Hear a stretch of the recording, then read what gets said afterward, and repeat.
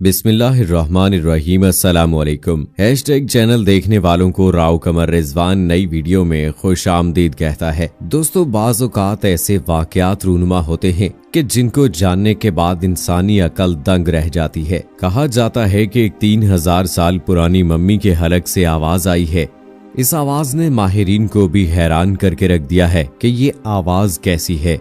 दोस्तों, ये मामला क्या है और कहां पेश आया, इस बारे में आज की वीडियो में हम आपको तफसील के साथ बताएंगे और साथ में ये भी बताएंगे कि फिरौन की मम्मी पर काम करने वाला एक गैर मुस्लिम किस तरह से इस्लामी और कुरानी तालीमात से मुतासिर हुआ और ये कुरान पाक की कौन सी सूरत मुबारका से मुतासिर होकर इस्लाम लाने पर मजबूर हुआ। इस हवाले से मुकम्मल तफसील जानने के लिए हमारी इस वीडियो को आखिर तक जरूर देखिएगा। और अगर आपने अभी तक हमारा चैनल हैशटैग सब्सक्राइब नहीं किया है तो अभी सब्सक्राइब करें, साथ में बेल आइकॉन को जरूर प्रेस करें ताकि लेटेस्ट अपलोड होने वाली हमारी वीडियोस का नोटिफिकेशन आपको बर वक्त मिलता रहे। वीडियो को लाइक करें, शेयर करें अपने दोस्तों के साथ ताकि उन तक भी ये अहम मालूमात पहुंचती रहें और कमेंट सेक्शन में अपनी राय का इजहार जरूर कीजिएगा। दोस्तों, 3000 साल पुराने मिस्र के इस दौर में बादशाहों और अहम शख्सियात को मरने के बाद खास अमल से हनूद कर दिया जाता था ताकि उनकी नाश हमेशा के लिए महफूज हो जाए।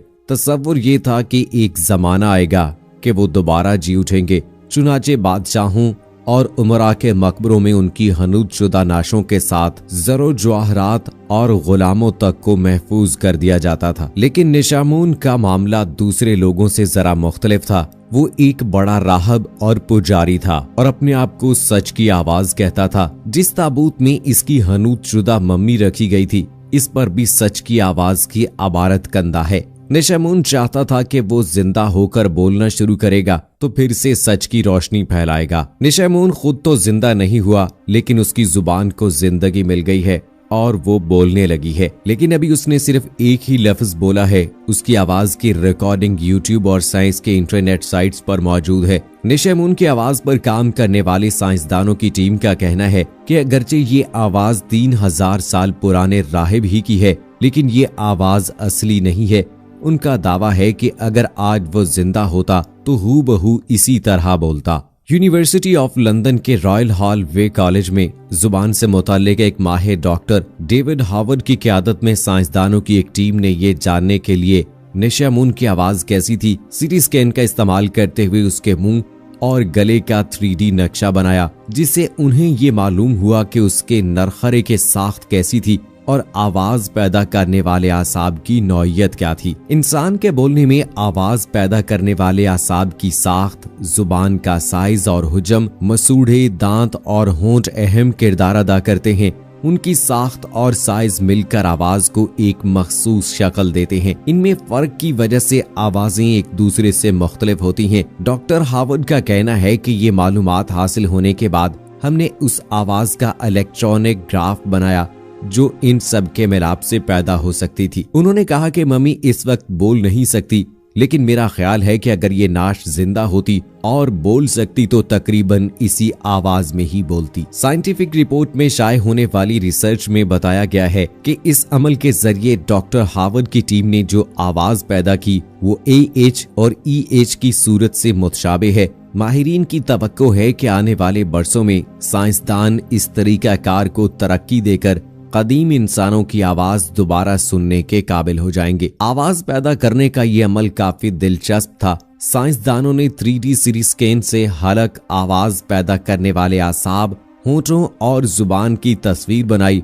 और फिर इन चीजों को 3D प्रिंटर पर तैयार कर जोड़ दिया। इसके बाद उन्हें कंप्यूटर से जोड़कर आवाज की लहर पैदा की और उसे रिकॉर्ड करके स्पीकर पर सुनाया गया। साइंसदानों का कहना है कि 3D प्रिंटर से तैयार करदा आवाज पैदा करने के अज्जा कंप्यूटर, सॉफ्टवेयर और स्पीकर की मदद से मसनूई तौर पर इस आवाज की हूबहू नकल पैदा की जा सकती है जो उसकी जिंदगी में थी। डॉक्टर हावर्ड की तवक्को है कि उनकी टीम जल्द एक ज्यादा तरक्की याफ्ता सॉफ्टवेयर तैयार करने में कामयाब हो जाएगी, जिससे कदीम दौर के इंसानों की आवाज को समझने में मदद मिलेगी। और दोस्तों, आइए बात करते हैं उस डॉक्टर के बारे में जिसने फिरौन की मम्मी पर तहकीक की और आखिर कुरान पाक की तालीमात से मुतासिर होकर इस्लाम कबूल कर लिया। 1891 से पहले इस दुनिया का कोई इंसान नहीं जानता था कि खुदाई का दावा करने वाले फिरौनों की लाशों का क्या हुआ था, या उनकी बाकियात कहाँ हैं, या कहीं हैं भी या नहीं।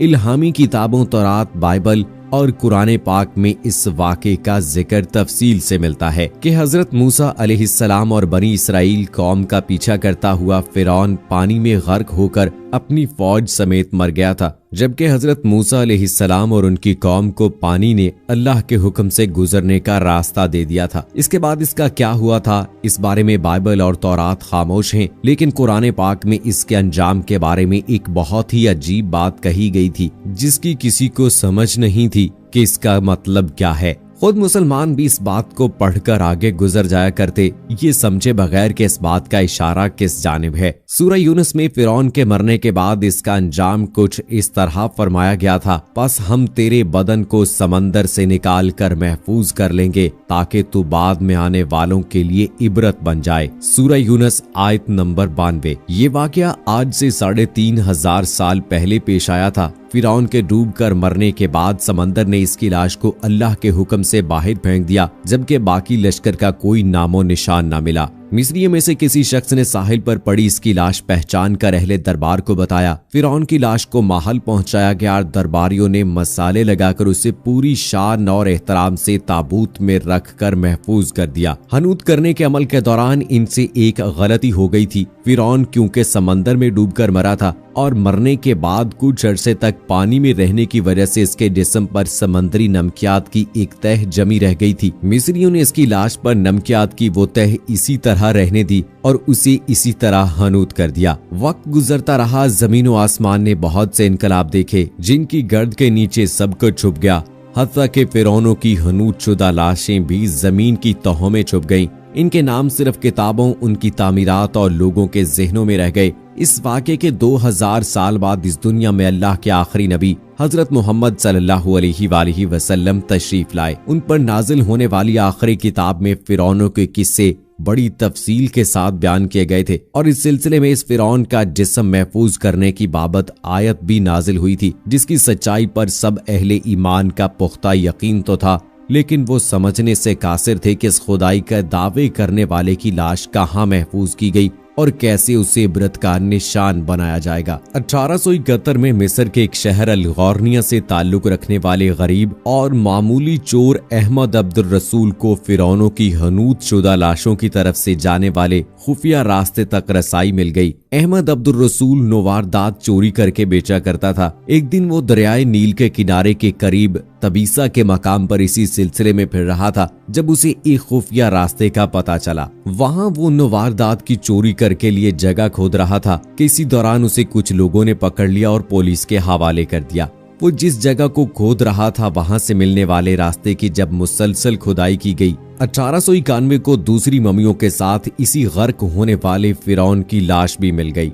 इसके कफन पर सीने के मकाम पर उसका नाम लिखा हुआ था। इन मम्मियों को माहिरीन काहिरा ले गए। जब इन मम्मियों का तफसील से जायजा लिया गया तो फिरौन वाली मम्मी पर जमी नमकियात की तह से तस्दीक हो गई कि ये वही फिरौन है जिसे अल्लाह ने पानी में गर्क करके बदतरीन अंजाम से हमकरार किया था। ये बहुत बड़ा वाकया था। इसकी तस्दीक के लिए दुनिया भर के माहिरीन आसारे कदीमा और साइंसदान मिस्र की तरफ उमड़ पड़े। मुख्तलिफ साइंसी टेस्ट करने के बाद दुनिया भर के साइंसदानों ने तस्दीक कर दी कि दूसरी सब लाशों की निस्बत सिर्फ फिरौन की लाश पर ही समंदरी नमकियात की तह जमी हुई थी। इस तस्दीक के बाद उसे फिरौन की लाश करार देकर अजायब घर में महफूज कर दिया गया। 1982 में फिरौन की मम्मी खराब होने लगी तो उस वक्त के मिस्री हुकूमत ने फ्रांस की हुकूमत को दरख्वास्त की कि फिरौन की मम्मी को खराब होने से बचाया जाए। नीज जदीद साइंसी जराये से इसकी मौत की वजह भी मालूम की जाए। चुनाचे मिस्री और फ्रांसीसी हुकूमत ने मिलकर मम्मी को फ्रांस ले जाने का इंतजाम किया। जब फिरौन की लाश को फ्रांस पहुंचाया गया तो एयरपोर्ट पर इस दौर के फ्रांसीसी सदर बजाते खुद हुकूमत के आला ओहदेदारों, तमाम वुज़रा और फौज के अफसरान के साथ इस्तकबाल के लिए मौजूद थे। फिरौन की लाश का इस्तकबाल किसी अजीम जिंदा बादशाह की तरह किया गया। फौजी दस्तों ने सलामी दी। फिरौन की मम्मी को माहिर डॉक्टरों की टीम के हवाले किया गया। इस टीम की सरबराही डॉक्टर मॉरिस बोकाई ने की थी। माइक्रोस्कोपिक टेस्टों के जरिए मम्मी के तमाम अज़ा का बारीक बीनी से जायजा लिया गया तो मालूम हुआ कि इसकी लाश और जिस्म में समंदरी ज़रात अभी तक मौजूद हैं और मौत की वजह भी पानी में डूबने की वजह से हुई थी। एक बादशाह की मौत पानी में डूबने की वजह से हो, ये डॉक्टर मॉरिस के लिए हैरत की बात थी। उसने इस मम्मी के बारे में मजीद जानने की कोशिश की तो उसे मालूम हुआ कि इस बादशाह की मौत के हालात मुसलमानों के नबी हजरत मोहम्मद सल्लल्लाहु अलैहि वसल्लम पर उतरी किताब कुरान पाक में तफसील से दर्ज हैं। उसे इल्म था कि जहां से ये लाश मिली है वो एक इस्लामी मुल्क है। चुनाचे तजस्सुस के हाथों मजबूर होकर वो मिस्र पहुंचा। वो एक साइंसदान था। उसने इस मामले में मिस्र के ही एक साइंसदान से मुलाकात की। उस साइंसदान ने कुरान पाक खोलकर उसे सूरह यूनुस की आयत नंबर 90 ता 92 का तर्जमा लफ्ज ब लफ्ज सुनाया। फिरौन का खुदाई का दावा, उसका पानी में डूबकर मरना और फिर पानी से निकालकर उसकी लाश का हनूत हो जाना और फिर दोबारा लाश का मिलना और फिर इसकी लाश को जदीद साइंसी दौर में दोबारा महफूज किया जाना, सबका इशारा एक जानिब था और बहुत वाज़े था। तुझे बाद में आने वालों के लिए इबरत का निशान बना दूंगा।